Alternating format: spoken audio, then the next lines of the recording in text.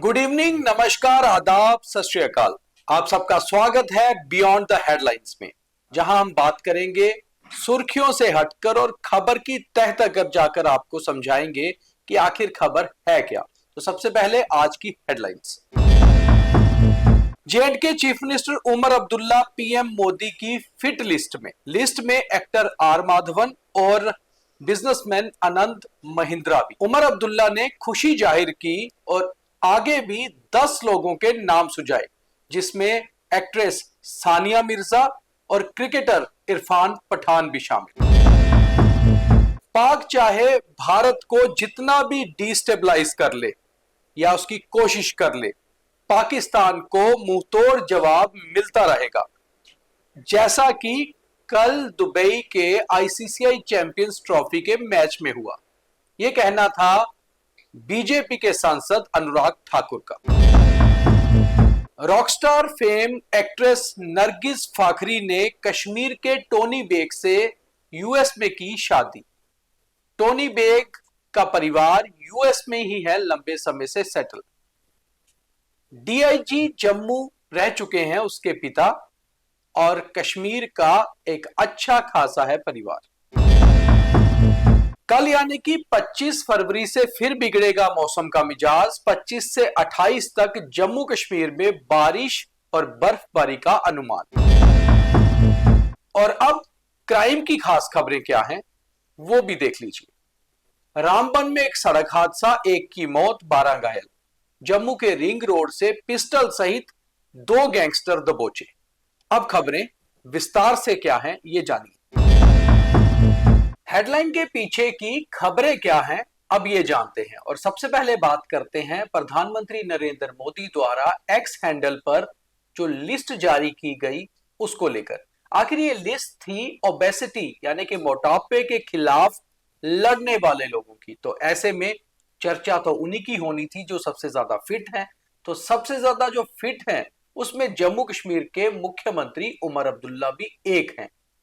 जो प्रधानमंत्री ने सूची जारी की उसमें businessman Anand Mahindra, actor R Madhavan के साथ साथ जम्मू कश्मीर के चीफ मिनिस्टर उमर अब्दुल्ला का भी नाम था।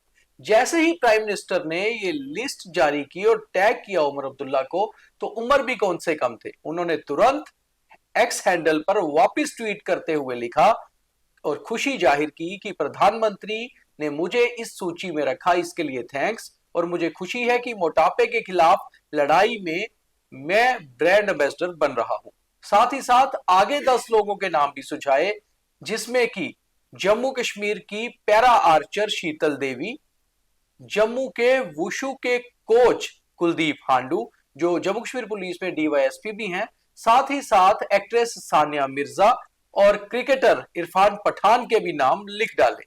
अब उन्हें भी आगे 10 नाम सुझाने हैं। इसी तरह फिट है तो हिट है, प्रधानमंत्री की ओबेसिटी के खिलाफ जो लड़ाई है उसको आगे लेकर जाना है। तो इस खबर के हिसाब से उमर अब्दुल्ला का जो नाम प्रधानमंत्री ने सुझाया उसके पीछे की भी बात जान लीजिए। आखिर उमर अब्दुल्ला केवल एक पॉलिटिशियन नहीं है बल्कि एक फिटनेस फ्रीक इंसान भी है।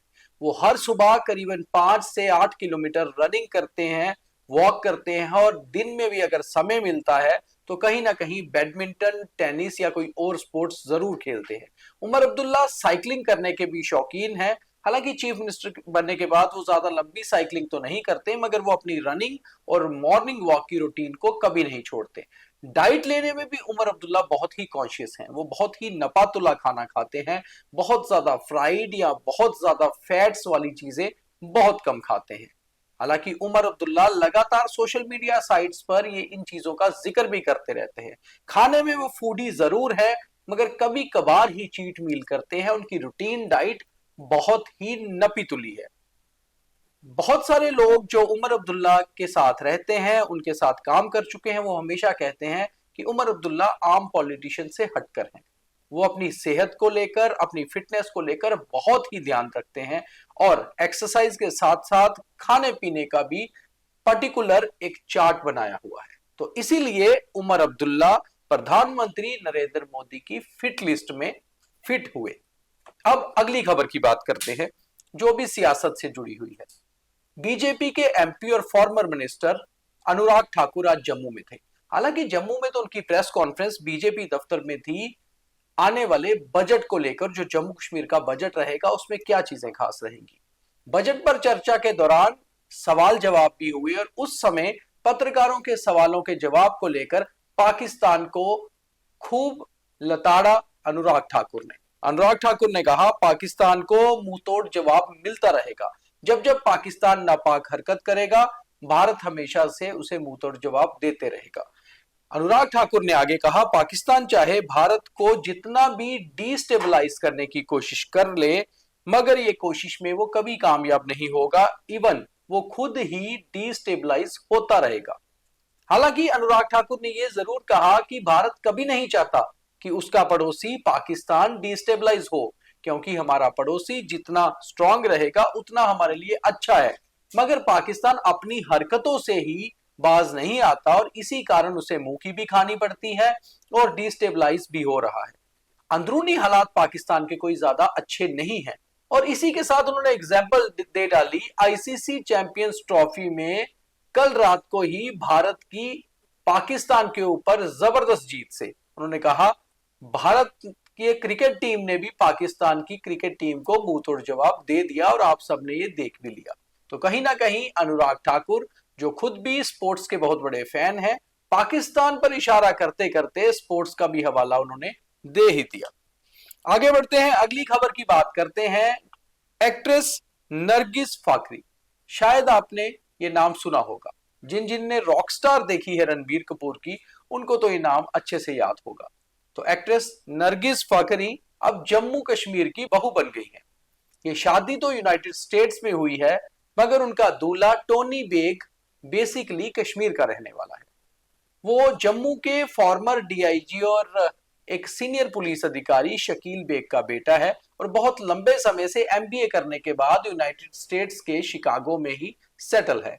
ये शादी भी यूनाइटेड स्टेट्स में ही हुई है। बहुत देर से ये आपसी रिश्ते में थे और अब आपसी बंधन में भी बंध गए हैं।